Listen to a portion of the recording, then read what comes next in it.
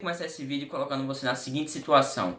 Imagine se você perdido em alto mar e você precisa chegar à costa, mas você tem uma certa distância que é de, por exemplo, 500 quilômetros. Será que você apenas dizendo a distância entre esses dois pontos, você vai chegar até lá ou você precisa de informações a mais, como direção ou sentido? A partir dessa ideia, a gente chega no conceito de vetores, que é nada mais do que um símbolo matemático para a gente representar as grandezas vetoriais.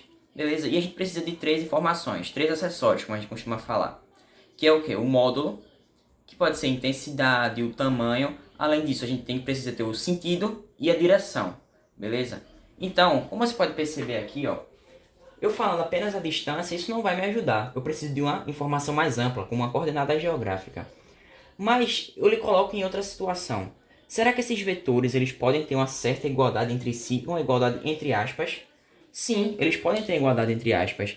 Perceba que o vetor v é igual ao vetor u. E a representação antes de tudo isso dos vetores é com uma letra e logo acima dela uma seta apontando para a direita. Beleza? E essa igualdade de vetores acontece quando eles têm o mesmo módulo, sentido e direção. Mas por que igualdade está entre aspas e não está normal, uma escrita normal? Porque para um vetor ser na verdade igual, ele precisa estar exatamente sobreposto um ao outro. Como o que eu vou desenhar aqui, ó. Veja esses dois vetores que vão estar sobrepostos um ao outro.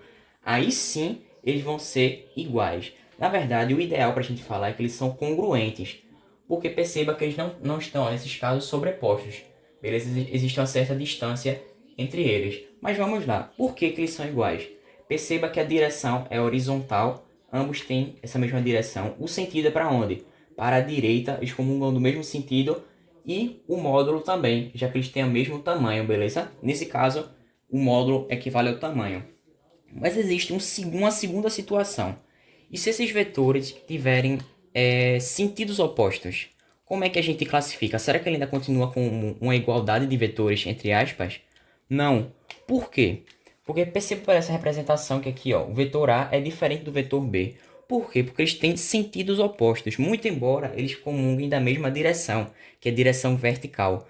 Mas os sentidos deles são opostos. O que eu poderia fazer nesse caso? Eu poderia muito bem escrever que os módulos dele, aí sim, os módulos, eles são iguais. Perceba que quando eu coloco os módulos, eu ignoro totalmente o sinal que eles estão, beleza? Por isso, justamente, quando eu escrevo desta forma, eles são diferentes, mas quando escrito em módulo, eles são iguais, beleza? Então, espero aí nas próximas partes que a gente vai falar sobre a origem dos vetores, quando eles têm no mesmo ponto, na mesma origem, eles vão nascer na mesma origem, e eles vão percorrer a regra do paralelogramo. Então fica aí que já vem mais. E aí, de novo, aqui vamos falar sobre vetores, dessa parte agora, sobre a adição deles, mais especificamente sobre a regra do paralelogramo, que a gente vai perceber que esses dois vetores a gente vai achar uma resultante, já que eles vão nascer de um mesmo ponto, de uma mesma origem. Vem cá para a gente entender isso mais direitinho. Veja o vetor A e aqui o vetor B. Perceba as direções dele e também os sentidos. E também note que eles têm o mesmo ponto de origem. Mas será que é somente para eu achar a resultante fazer a soma dos módulos dele? De maneira alguma. Primeiramente, o que a gente tem que fazer? É desenhar um paralelogramo aqui. Ou seja, primeiramente vamos traçar uma paralela ao vetor B. Vamos lá. Primeira parte é fazer essa paralela ao vetor B. Agora na segunda, a gente vai fazer também outra paralela, só que é o vetor A, neste caso, formando por completo um paralelogramo. Então vamos lá. Beleza. Agora o que nos falta? Traçar uma resultante que vai ligar este ponto do paralelogramo que eu demarquei até a origem de ambos os vetores. Eu vou desenhar ele de uma cor diferente para ficar mais em destaque. Então bora lá. Veja bem. Traçar o vetor resultante, que vai estar aqui, ó. Resultante. Pronto. Antes de tudo, a gente tem que perceber uma coisa. Esse ângulo aqui, ó, do cosseno, me diz, ele é maior ou menor que 90 graus? Com certeza maior que 90 graus. Ele é um ângulo obtuso. Eu quero que você atente para esse caso. O cosseno de um ângulo obtuso, ele vai corresponder justamente ao cosseno do seu suplementar estando no valor negativo. Ou seja, a gente vai pegar o suplementar desse ângulo e o cosseno dele e deixar na frente daquele valor o negativo. o sinal negativo.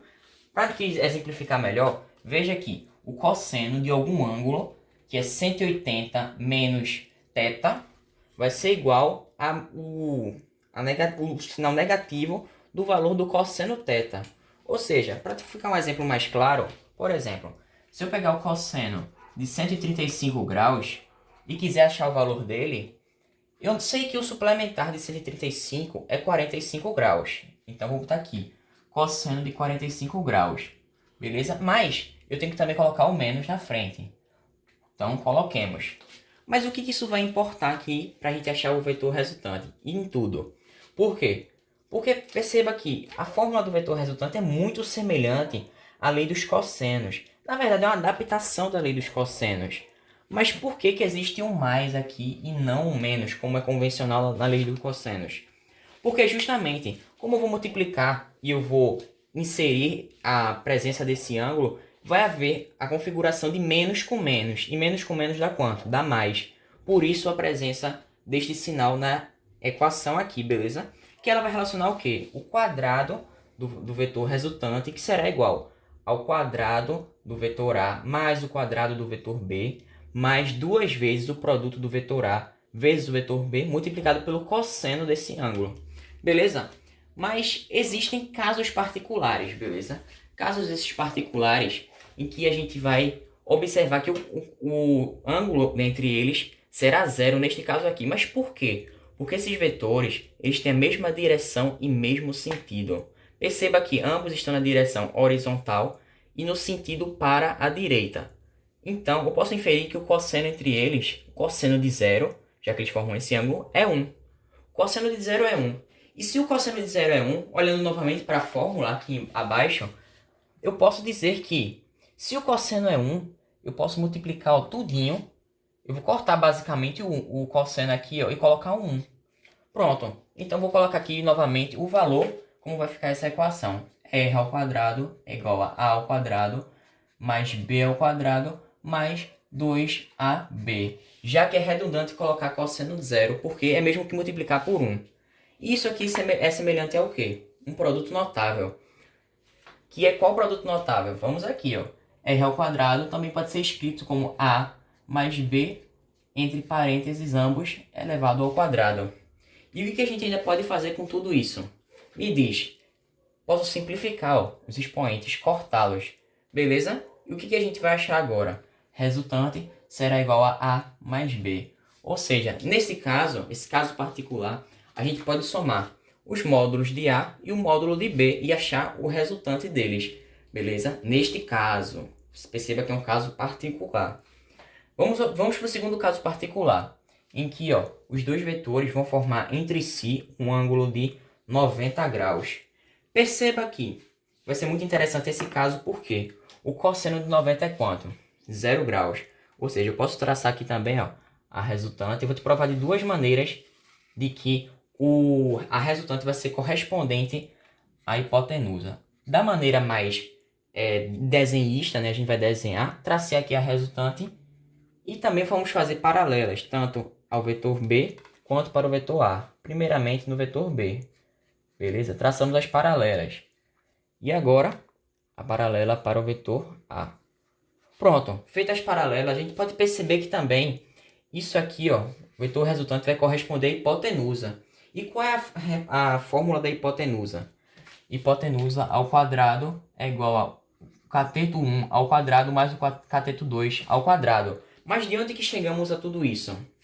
Se eu te disse que o cosseno de 90 é zero, eu vou, ó, novamente olhando para a fórmula, eu vou colocar a mão nessa fórmula aqui, ó, nessa parte em que vai incluir o mais 2ab vezes o cosseno. Por quê? Se o cosseno é zero, essa parte aqui é totalmente excluída, ó, somente ficando r ao quadrado igual a ao quadrado mais b ao quadrado.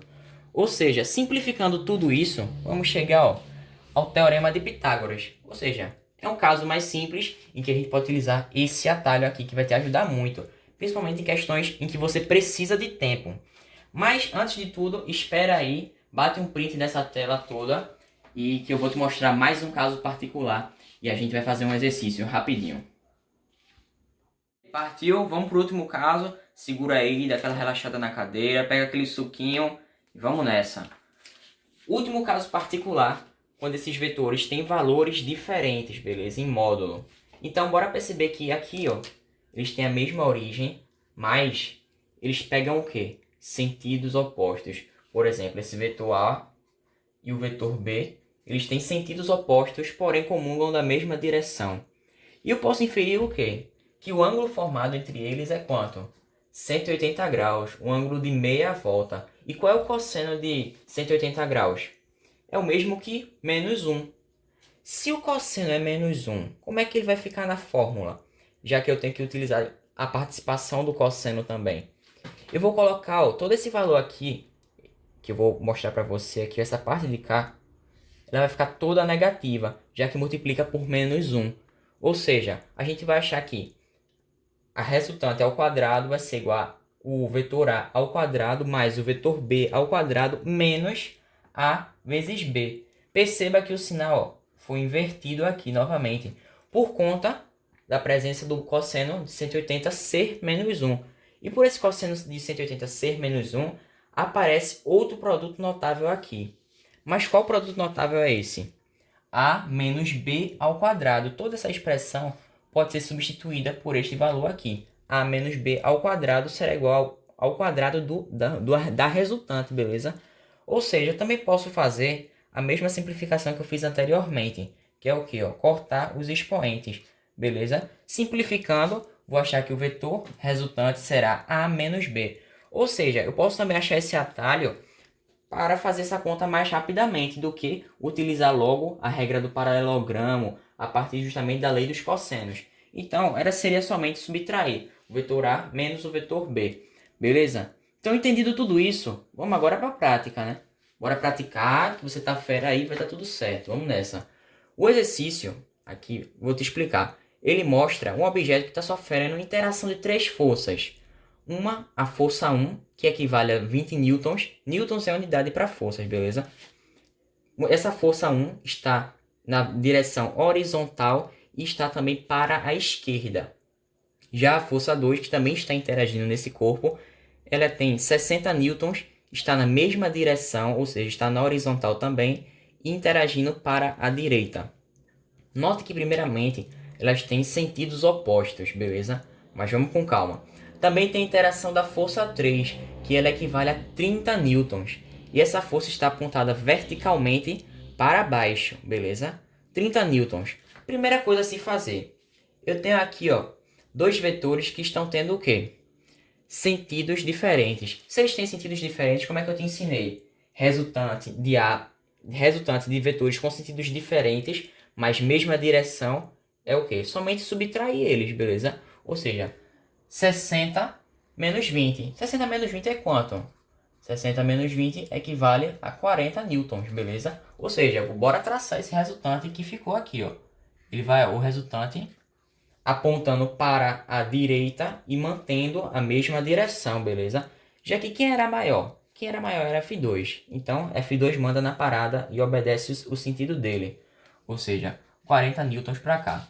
Agora, temos também o F3, que equivale a 30 newtons. Está verticalmente para baixo. Então, como eu te ensinei naquele caso particular também, quando as duas forças formam um ângulo de 90 graus entre elas, ou seja, elas estão perpendiculares entre si, eu posso fazer simplesmente um teorema de Pitágoras para achar quanto vale a resultante. Ó. A resultante está aqui, beleza? Então vamos lá, teorema de Pitágoras aqui, ó. Resultante ao quadrado, que equivale à hipotenusa também, será igual a quanto? 40 ao quadrado mais 30 ao quadrado. Mas, cara, isso é um cálculo tão grande, pô. Isso é um quê? Daria uma coisa estrambólica, mas a gente sabe que isso aqui é um triângulo pitagórico. Ou seja, é um triângulo 5, 3, 4 e 5. De lados 3, 4 e 5. Mas que ele foi aumentado a proporção de 10. Ou seja, todos os lados dele foram multiplicados por 10. Se eu tenho 40 e eu tenho 30, ou seja, 4 vezes 10, 40. 3 vezes 10, 30. Qual é o único lado que falta? 5 vezes 10, que é quanto? 50. Ou seja, achamos já a resultante deles. Então, o que você achou? Espero que você tenha compreendido.